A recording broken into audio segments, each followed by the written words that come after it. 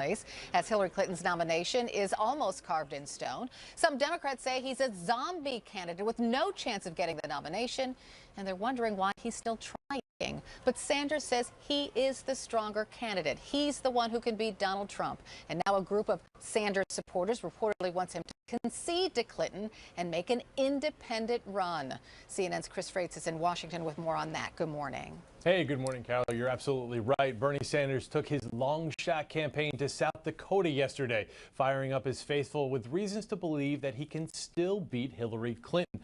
Now, it is mathematically impossible, as you point out, for Sanders to win enough delegates in the remaining contest to clinch this nomination. So Sanders is instead arguing that he could win more pledged delegates than Clinton when the primaries end next month. But even that's a pretty high bar. Sanders would need to win 67% of the remaining pledged delegates to beat Clinton by just one delegate. And even then, Sanders would need super delegates. Those are the party bigwigs who also get a vote at the convention. He would need them to flip their support from Clinton to Sanders in order to win. And that's very, very unlikely. Now, Sanders is still arguing that he's the candidate best positioned to take on and beat Donald Trump. But when pressed about it yesterday, he acknowledged that Clinton could also defeat the presumptive GOP nominee. I am not here to say that Hillary Clinton can't defeat Donald Trump. I absolutely believe that she can. But I believe, quite honestly, that Bernie Sanders is the stronger candidate. Now, Clinton has maintained a lower profile than Sanders over the past couple of days. Her only event yesterday was a meeting with AIDS HIV activists at her Brooklyn headquarters, and she has no events scheduled today. Meanwhile, Sanders will be in Bismarck and Fargo, North Dakota, Carol. All right, Chris Freites, thanks so much. Still to cover the newsroom. Troubles with the TSA. Frust writes, the administration has just issued guidance to public schools amid an intense nationwide debate. The guidelines will say a student's preferred gender identity must be respected, or the school could lose federal funding. At issue, which bathrooms and locker rooms transgender students can use. The debate drew a standing room only crowd last night at a North Georgia high school, with emotions running high on all sides. I was beaten up by two males who said that if I wanted to look like a guy, they would treat me like a guy. They will never set foot in a Fannin County school again. I will stay at home every day and homeschool. We shouldn't judge them or discriminate them or anything because of their differences. CNN senior Washington correspondent Joe Johns has more on today's new federal guidelines. Good morning, Joe.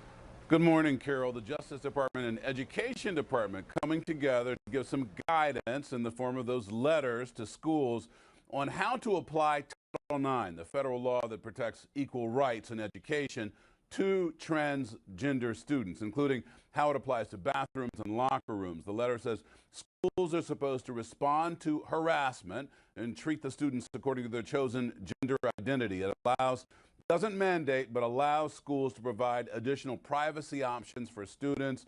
According to the guidance, these students should not be required to use shared bathrooms or changing spaces if other options are available. Also says the schools should use the student's preferred name and gender identity with no requirements for medical diagnosis or treatment, and no request for birth certificates and or medical evaluations. These letters are not supposed to have the force of law. It's more of a clarification of existing law. But at a time when the federal government and the state of North Carolina have filed dueling lawsuits over related matters, it's one more sign this administration in its late stages is hitting this hard as a civil rights issue, Carol.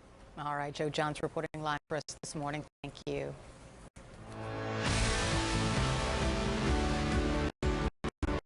Donald Trump's former butler, Tony Senecal, threatened President Obama, posting this on his Facebook page, that Mr. Obama should have been, quote, taken out by our military and shot.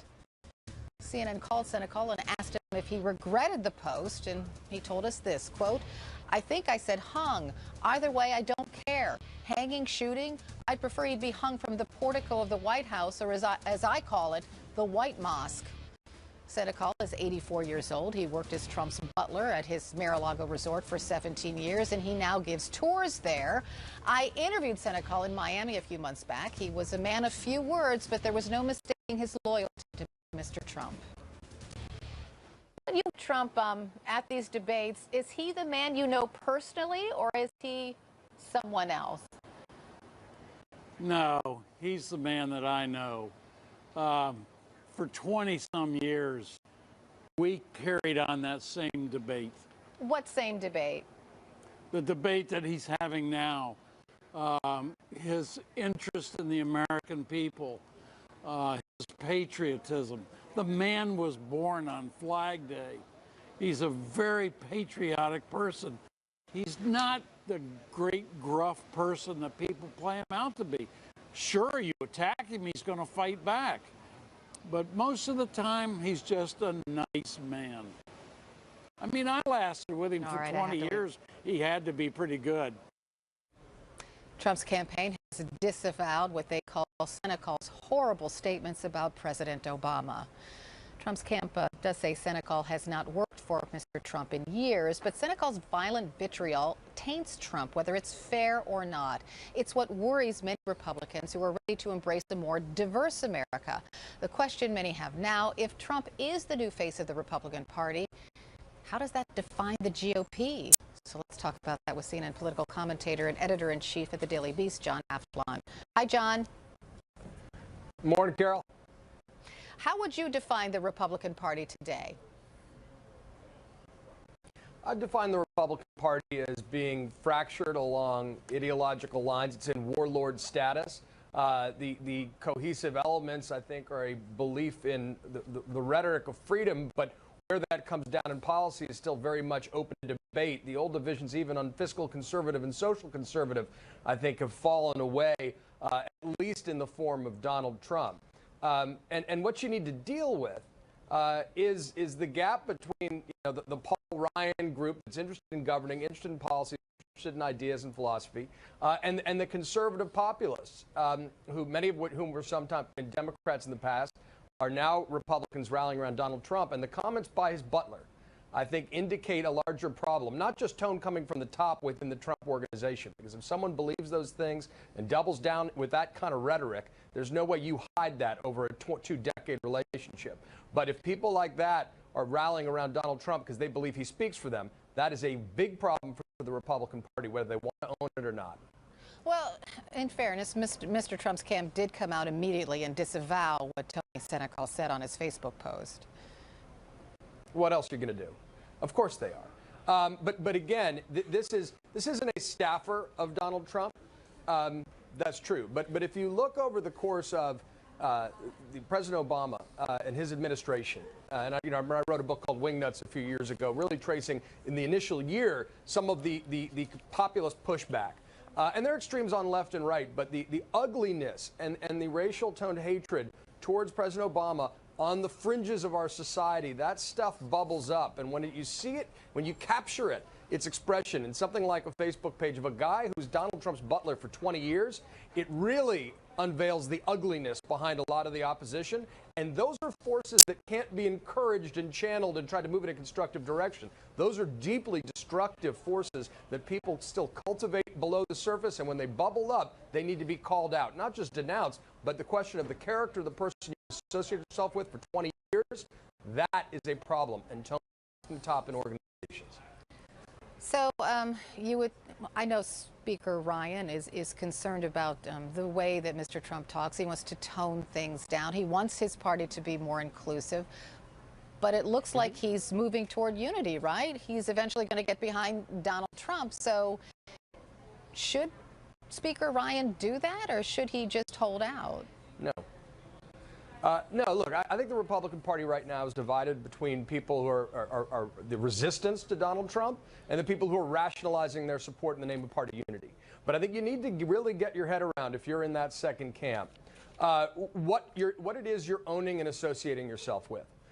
Because when it comes time to rebuild the Republican Party and to try to rebuild the Big Ten and make it more inclusive, association with the policies that Donald Trump's articulated in the primaries, from blocking out Muslims to, building walls to calling Mexicans rapists, You know, those are going to be things that are not incidental, no matter how much you try to put them to the side. They're fundamental. And so this is a time for choosing for the Republican Party. So it's worth losing the White House for the future? Yeah, I mean, I don't think backing Donald Trump more assiduously is going to make the difference between Donald Trump winning or losing.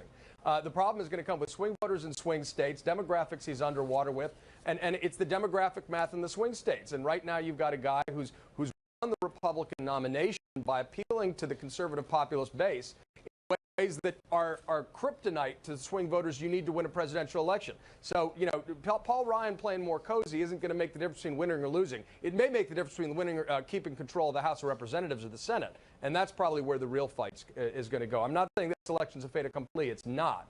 But, you know, sometimes party unity asks too much. This is a question of principle. And the fact that both Presidents Bush, John McCain, and Mitt Romney have said they can't back Trump, I think is a statement of principle. All right, John Avlon, thanks so much. Still to come in the newsroom.